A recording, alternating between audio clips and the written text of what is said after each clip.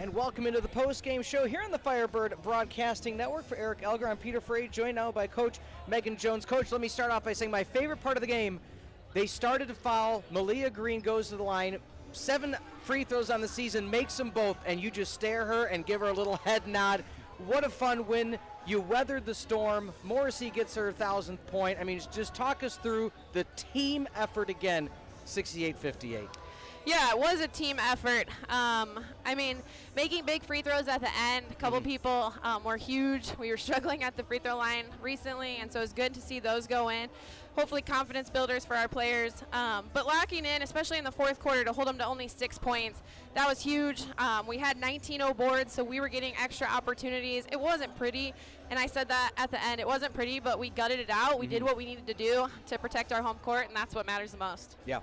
Yeah, I mean, you mentioned, you kind of look at the three-point shooting percentage, probably not where you'd like to be overall, but, I mean, out-rebounding them offensively on 19-9. Carlson almost out-rebounded, offensive rebound. Elmhurst only had 8 offensive rebounds themselves, so what impacted you? I mean, how much of an emphasis was rebounding on this game? And when you saw some of those three-pointers not going in, were you really telling your team, hey, let's crash because this is an opportunity for us? Yeah, we were saying exactly that, especially when they switched to the zone early on. I think you can rebound a little easier out of a zone because they're struggling to find people to match up, and so I thought we did a pretty good job there. Emma Carlson having 8-0 boards, almost half of our total, was huge, and biggest thing also on the defensive side, being able to limit them to one opportunity. They get downhill really, really well, and they go hard to the rim. Obviously, we put them at the free throw line too much, and so to be able to lock in and be able to kind of consistently limit them there in that fourth quarter especially is what I think won the game. Yeah, you really slowed down to look like some of those drives that you were giving up in the first half. And how about just, someone like Mariana Morrissey going over 1,000 points tonight? What has it been like to kind of inherit a player such as her caliber? And, can you tell us a little bit about her senior leadership that you've had for this Firebird team? Yeah, I actually had a conversation with her yesterday talking about the 1,000 points, and we just said, it's going to happen when it's supposed to happen. And, I mean, she's been chipping away at it, obviously, averaging 15 points a game for us, and has been really steady there. And so I was really happy for her to get that done and get it done at home, too, and with a win makes it a whole lot better. Looking ahead now, Milliken actually just beat North Central 80-69. You got them coming to town soon. I mean, not to say the CCIW's up for grabs. I'm going to flip it and say it's such a challenging conference. Any team on any night can come away victorious. Talk us through what these next few days are going to be like. Again, back at home, doubleheader this weekend. Yeah, I was interested in that game, so I'm glad you told me the score. I didn't have to go look it up.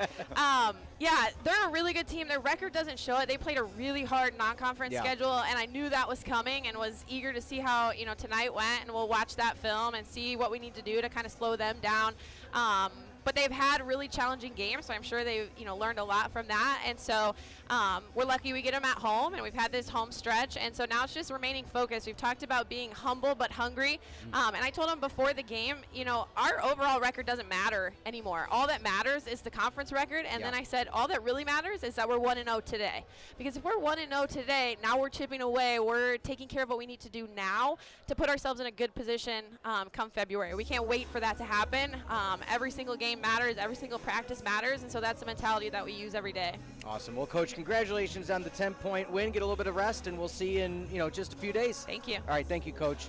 Again, that was Coach Megan Jones, victorious by 10, 68-58 here on the Firebird Broadcasting Network. Eric, let's look through some of the final stats of the evening and what's coming ahead as well. 58-68 again, your final. Carthage shooting a little bit lower of a percentage, but again, that 42-35 rebound differential is really one of the keys at the end of the game that pushed the Firebirds to victory. Yeah, it really is just, when we talked about that fourth quarter, the defensive effort, holding Elmhurst to just 6 points, but, Carthage, you kind of joked about it, that it felt like it was on the Firebird end for essentially the entire game, and really that came from those offensive rebounds, those second chance points. So, credit to them. And hey, if the three-pointers aren't going in, Coach Jones mentioned, hey, let's crash the boards, and mentioned about, again, how, rebounding out of the zone provided a lot of those opportunities, and they really took advantage of that tonight. Yeah, again, the assists turnovers as well. Blue Jays being forced into a little bit more turnovers. And it was even most of the contest. That final 2 minutes, and again, credit to the Firebirds for closing. What did we mention during the broadcast? The Carroll game, they didn't close. Coach Jones harped on that in our post-game show that given day. They're closing now. This is a team that the CCIW is going to have on watch because they're like, okay, wait a second.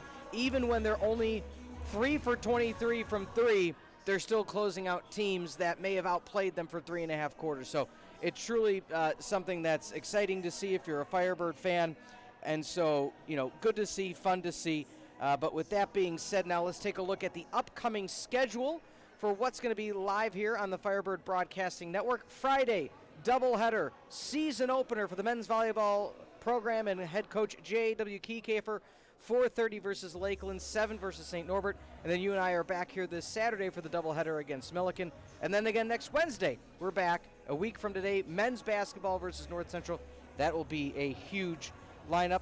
As for the visiting squad of Elmhurst, they'll be taking on North Park next Wednesday, January 15th, so they have a little bit of a layoff for themselves. And then as for Carthage, once again, this Saturday, December the 14th at 2 o'clock.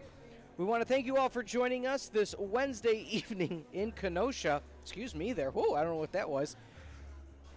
For Mike Love, John Voinovich, Laura, the assistant producer this evening, as well as the crew, the camera operators and producers, Natasha, Marissa, Jeremy, Addison, Zoe, and Ainsley, some of the best in the CCIW. This program has been a presentation of Firebird Broadcast Productions and Carthage College.